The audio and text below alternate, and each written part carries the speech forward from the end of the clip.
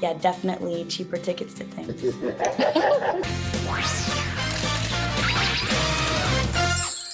Hi, good morning. Hi. Hey, Stefana and Christian. Once upon a time, bad people ruled the earth. They were greedy and self-destructive. So nature made everyone sick. Excuse me, are you a doctor? And then a miracle happened. They called them hybrids. Your kind. You know, I really enjoy this a lot. Seriously, I love it so much. Both of you did a great job on it. I was very curious about, you know, when you first know that you'll be in some project which is very realistic in this world right now, because it's talking about the pandemic, and it's also my personal favorite part is the animal. I mean, the hybrid. I actually enjoyed being a hybrid if I could. I'd want to be a hybrid too. Yeah, I would. Especially like for my character, Bear believes that the hybrids are the way that the earth heals and the way forward for the planet and for humanity. And also they're just so cute.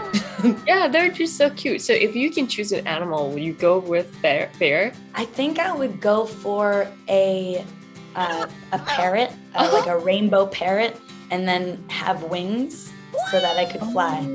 I believe I can fly. And I have a question. If you can choose an animal, would you really choose to be a deer? For me, it's a no-brainer. I would be a deer.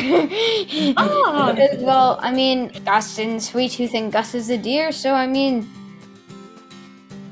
I'd be a deer. Right, but talking about deer, you actually physically have the horns and also the ears, and I thought that was a CGI when I first saw it, but I realized it's not. How do you control that? I mean, it's part of your performance, right? The ears move when you have a different emotion. Who's controlling that? It all started with me flying to Los Angeles to get a mold in my head. They put layers on paste and glue on you, and then they tape that off, and they have like this cast of your head basically. And they use that to get an outline of your head to make a skull cap, which would fit on your head on the day. And on that skull cap, there's two little magnetic stubs that the antlers can attach and reattach to because they're also magnetic. And the ears are remote controlled by a puppeteer who sits at the camera and watches my movements and emotions and, you know, moves the ears to how I'm feeling. So I really do like that teamwork aspect because me and the puppeteer do have to work together. Oh, so the puppeteer, are they hiding behind you? Would they disturb you when since you need to get involved with the character and you might see them around, right? So the puppeteer sits behind the camera and, well, he doesn't sit behind the camera. He's actually far away. He's just looking through the screen. You know, having to do that teamwork without even knowing and talking to each other was really challenging, but eventually we really got used to it and it became natural. So getting to that was really fun. And then off camera too, he would play with his ears, like just say when we'd be talking or like playing games together. I just see Christian's ears going. Oh, that's cute. That's cute. You know, Stefania, I'm actually wearing the shirts to tribute to your characters. I mean, to Becky, because he's wearing like, you know, this. And even the top is kind of This top, all the time. I do enjoy the leader of the army. I mean, it's a very interesting idea. The last men have made it their mission to eliminate hybrids. But we've made it ours to protect them. But I'm also very surprised to know that you're actually an adult when you cast for this role. Yeah. When you're saying the lines of, you know, I hate adults, is it funny to you? Because you have such a baby face. I mean, I thought you were like around 15. Really? Yeah. Well, I've been playing 15-year-olds for since I was 15. So I'm kind of used to it now.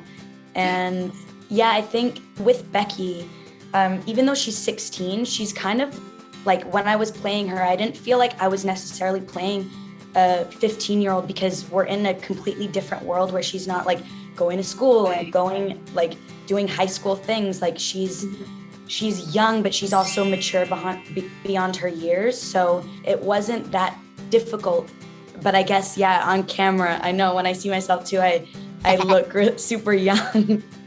Yeah, is it an advantage or disadvantage? I can think of it, maybe you can still get the kids tickets for the theme park. Maybe you can get the student tickets if you go to the theme park, right? Yeah.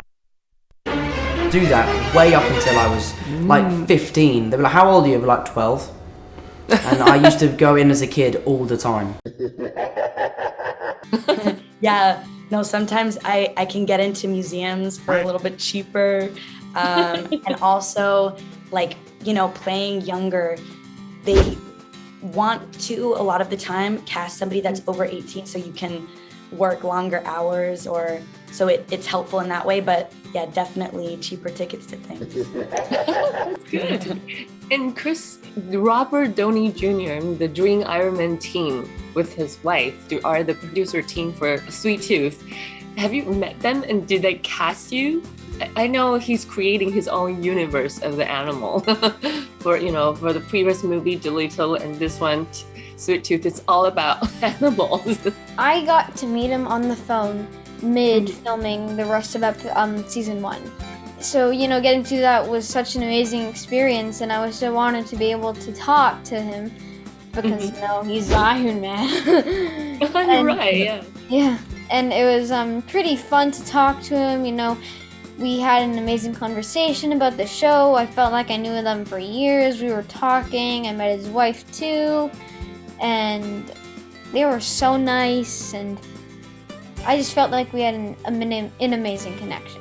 When you first talk to him, is it nervous or you're actually intimidated about any emotion in you? I mean, he's Iron Man, and did you ask for, like, you know, can you say love you 3000 to me?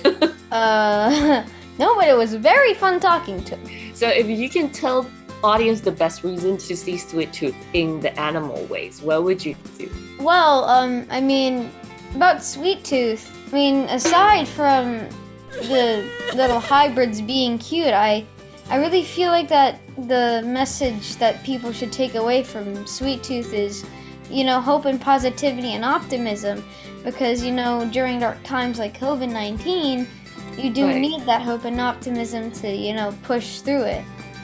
And it's very nice to, you know, create a show with all my fellow castmates and the crew to, you know, bring that hope and positivity alive. And Christian spoke so wonderfully that, you know, he said the perfect answer. You have to be brave.